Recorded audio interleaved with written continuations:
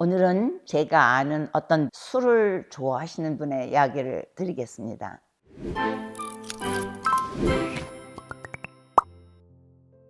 여러분 안녕하십니까?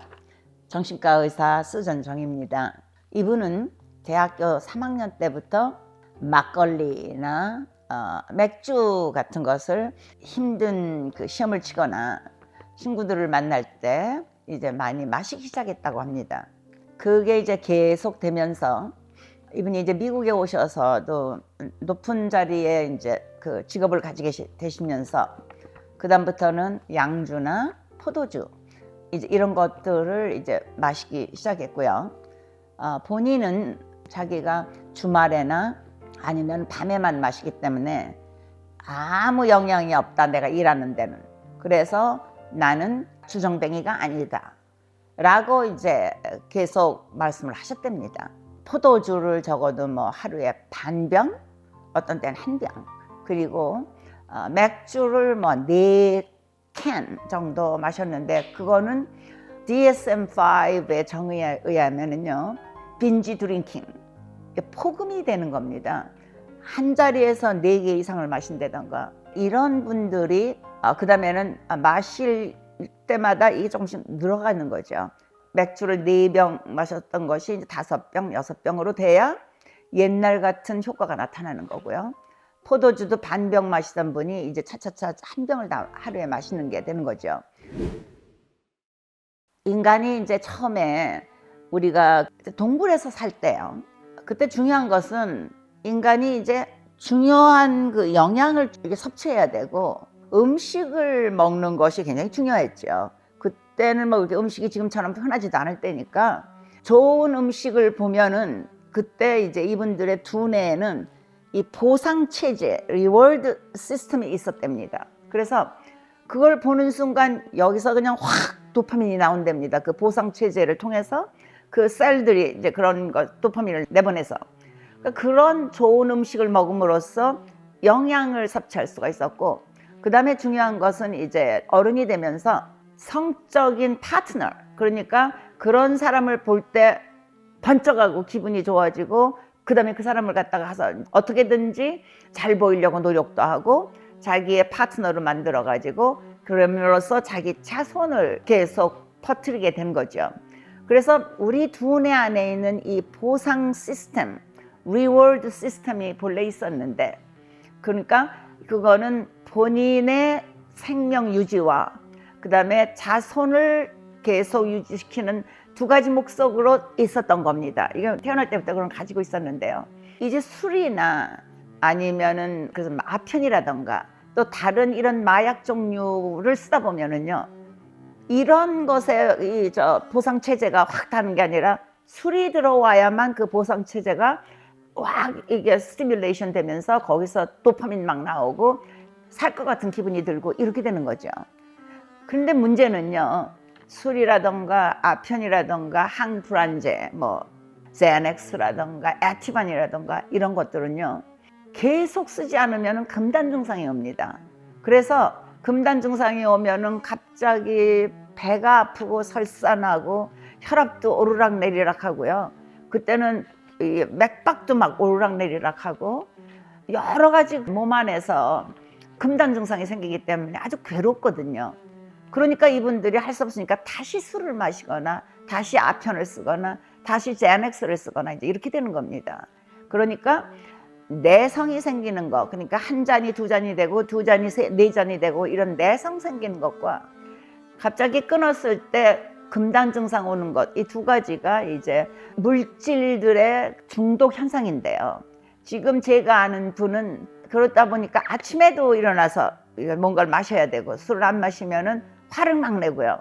그러니까 이제 부인하고 많이 이제 부부싸움을 하게 됐고, 그래서 그 문제가 이제 꽤 커진 거죠.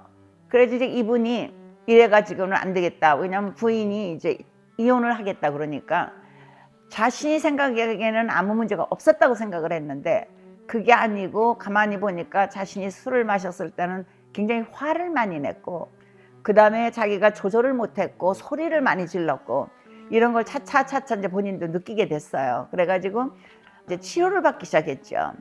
그런데 처음에 치료는 참 어렵습니다. 왜냐면은 제가 아까 말씀드린 것처럼 이런 물질이 들어가지 않으면은 이 금단 증상이 오고, 그다음에 이게 몸에 이제 문제가 생기고, 머리 아프고 배 아프고 뭐 설사하고 혈압 오르락내리락거리고 불안해지거든요.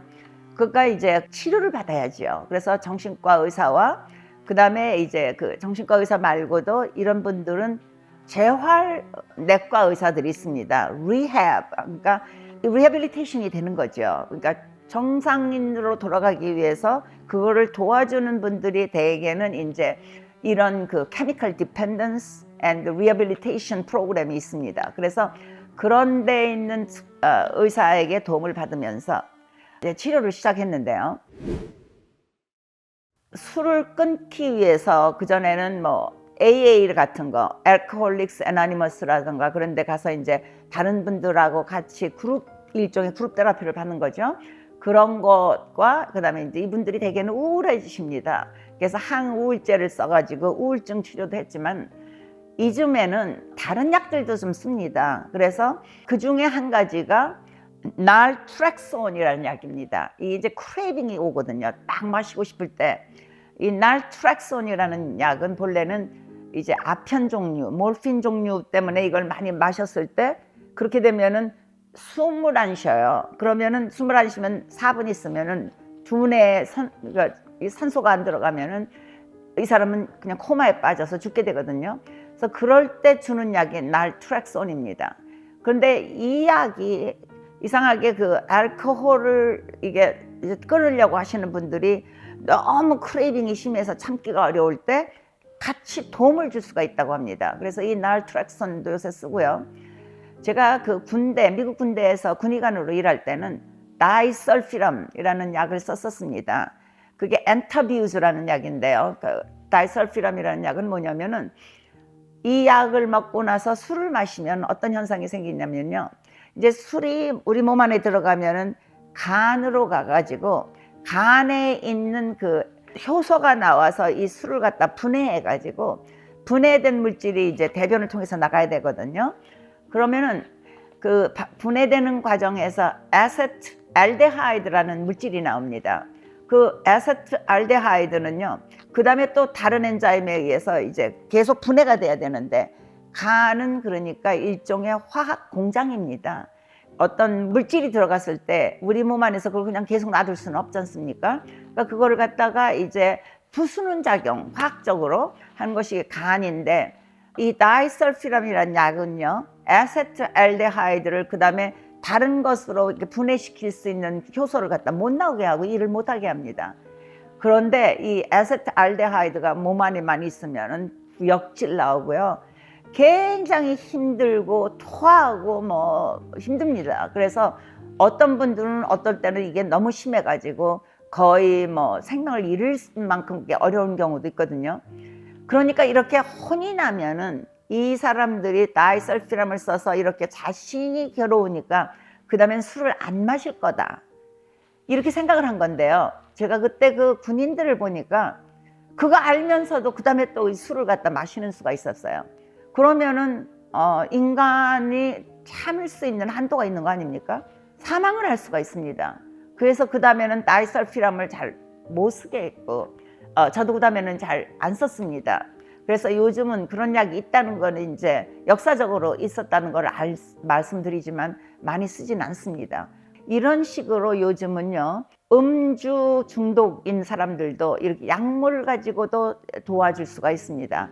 그리고 이분들이 이제 술을 안 마시게 되면 잠을 못 주무시고, 어떤 분들은요, 제가 아까 말씀드린 것처럼 막 불안하고요, 심하면은 이 환시, 이렇게 뭐 다른 물체가 벌레 같은 것들도 막 기어다니는 것 같이 보이고, 이런 환각, 할루시네이션도 올 수가 있거든요. 그러니까 굉장히 힘들기 때문에 이런 것들을 치료할 수 있는 항정신제, 뭐 세로코엘 같은 약들, 이런 것들을 소량 쓰면서, 항우울제 쓰면서, 그다음에 밤에 잠을 못 주무시는 수가 많으니까 저는 멀타자핀이라는 그 항우울제를 많이 썼습니다. 왜냐면 그거는 잠도 잘 오게 하고 입맛도 좋아지게 합니다. 그래서 이분들이 이제 이렇게 심한 고통을 받을 때 어느 정도 영양도 계속하고 수면도 계속해야지만 이런 그 자기의 싸움에서부터 이겨낼 수가 있는 거죠.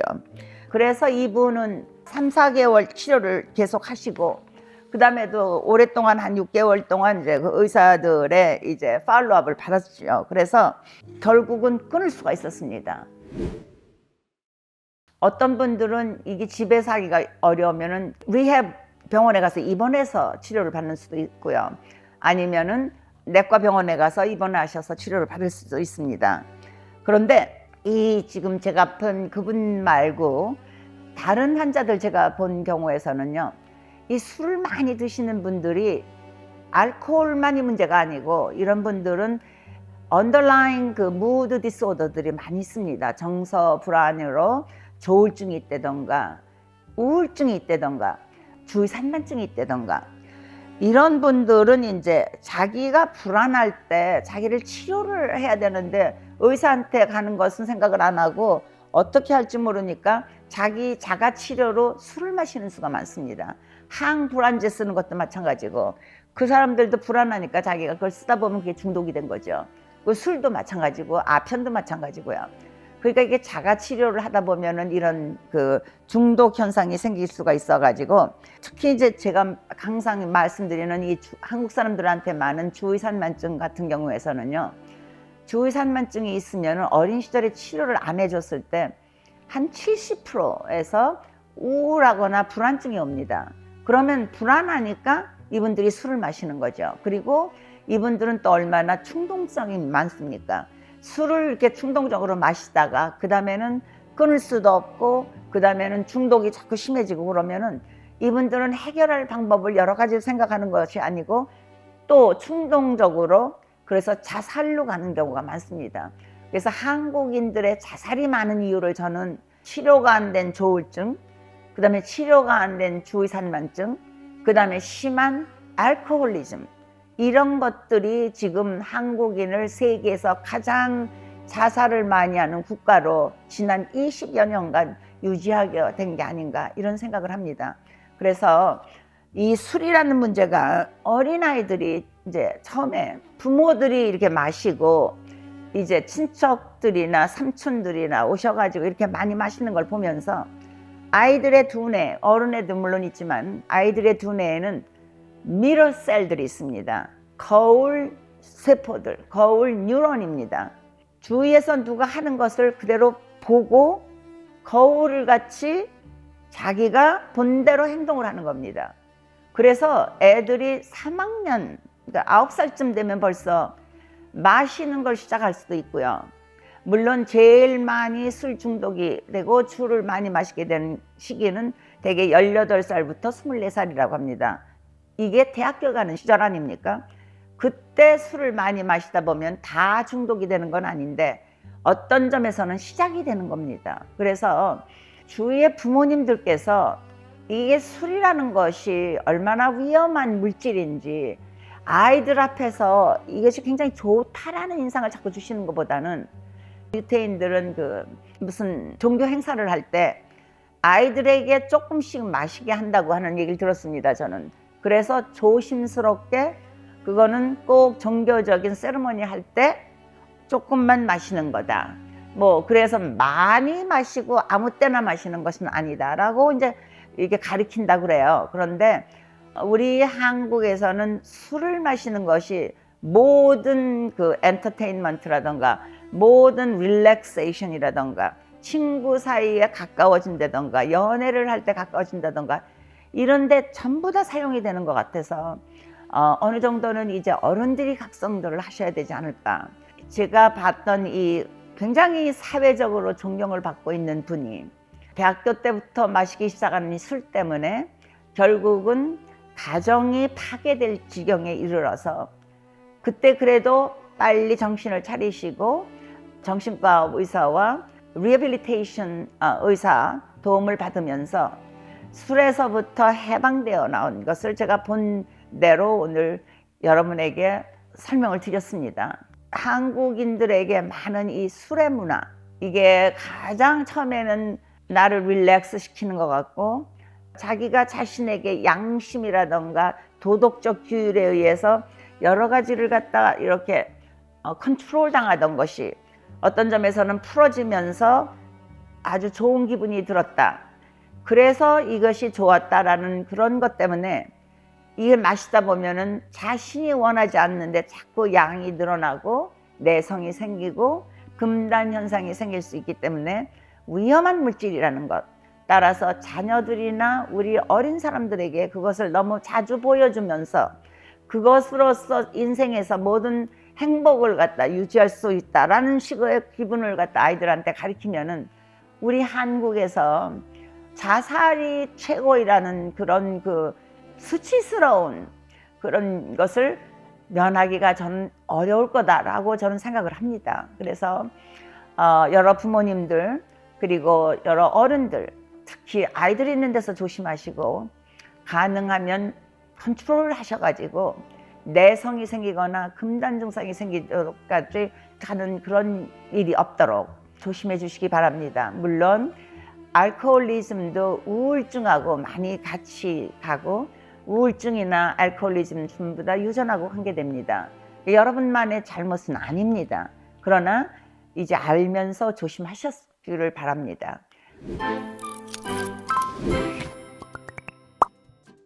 오늘 도움이 되셨다면 좋아요와 구독 눌러주시고 알람 신청을 해주시면 감사하겠습니다. 여러분 안녕히 계십시오.